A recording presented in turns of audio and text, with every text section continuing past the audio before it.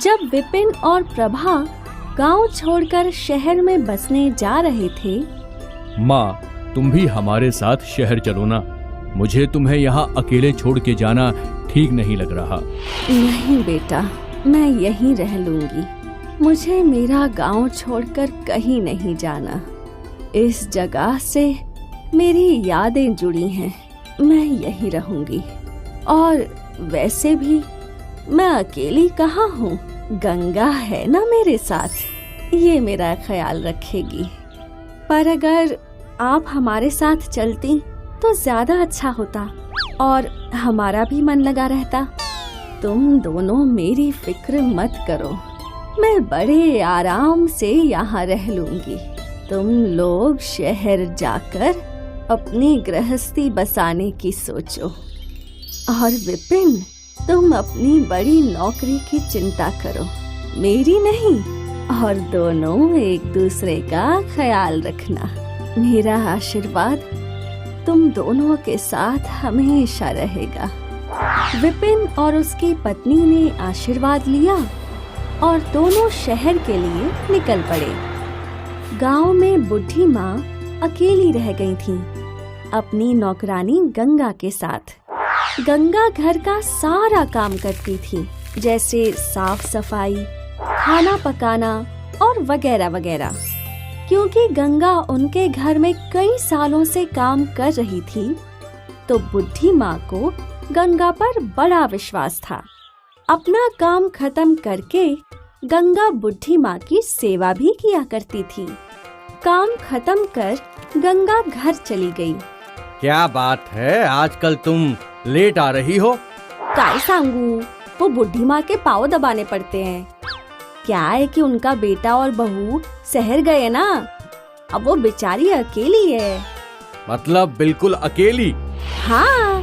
अगर बुढ़िया अकेली है तो कुछ अच्छा अच्छा पकवान बना के लाया करो, उसे कहाँ कुछ पता चलेगा। वैसे भी अपने घर का रूखा सूखा खा के मैं ऊब चुका हूँ। ठीक है, कल कुछ बना के लाती हूँ। अगले दिन गंगा काम पर गई। उसने सारा काम खत्म करके अपने पति के लिए खीर भी बनाकर घर ले आई। फिर ये सिलसिला चलता रहा और गंगा रोज कुछ ना कुछ अपने पति के लिए बनाकर घर ले आती थी। देखते ही देखते गंगा के पति का लालच बढ़ने लगा। उसने गंगा को अब खाने के अलावा घर की चीजें लाने बोली। गंगा ने भी अपने पति की बात मान ली। एक दिन गंगा ने कुछ चम्मच उठा ली, दूसरे दिन एक पीतल का लोटा, तीसरे दिन कोई और बर्तन। ये सिलसिला काफी दिनों तक चलता रहा। एक दिन बुढ़ी माँ अपने पूजा घर में अपना चांदी का चम्मच ढूंढ रही थी। गंगा, अरे ओ गंगा, मेरा चांदी का चम्मच कहाँ है? माँ जी, वही होगा, कल तो आपने ही रखा था। बुढ़ी माँ ने बहुत ढूंढा पर उन्हें चम्मच नहीं मिला।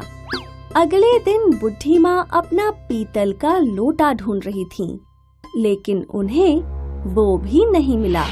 तब बुढ़ी माँ ने सोचा, जरूर कुछ तो गड़बड़ है। ये सारी चीजें अपने आप कहाँ जा सकती हैं?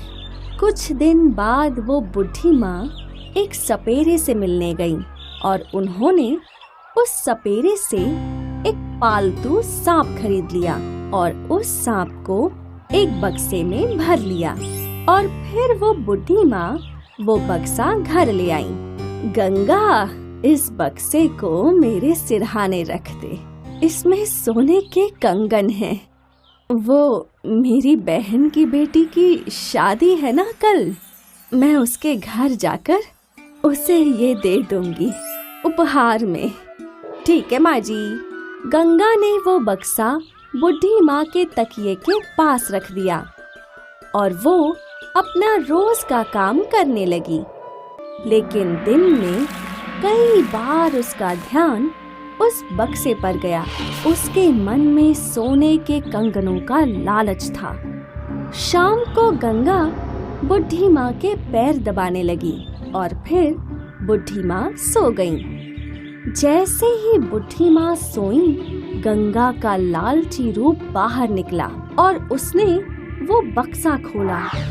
बक्से में सांप देखकर गंगा घबरा गई और वो यहाँ वहाँ भागने लगी। सांप! सांप! बचाओ! अरे बचाओ!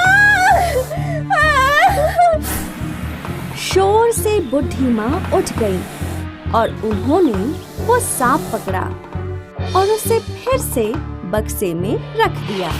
मुझे पता था कि तुम ही चोरी कर रही हो। मैं सिर्फ तुम्हें सबक सिखाना चाहती थी। तुम्हें क्या लगा कि मैं अकेली रहती हूँ तो मुझे तुम्हारी चोरियों का पता नहीं चलेगा? मुझे तो पहले ही पता चल गया था, जब तुम खाना ले जाया करती थी। लेकिन मैंने सोचा कि खाना ही है, क्या फर्क पड़ता है। लेकिन फिर तुम्हारा लालच बढ़ गया और तुमने चोरियां करनी शुरू की। शर्म आनी चाहिए तुम्हें। जिस थाली में खाती हो उसी में छेद करती हो।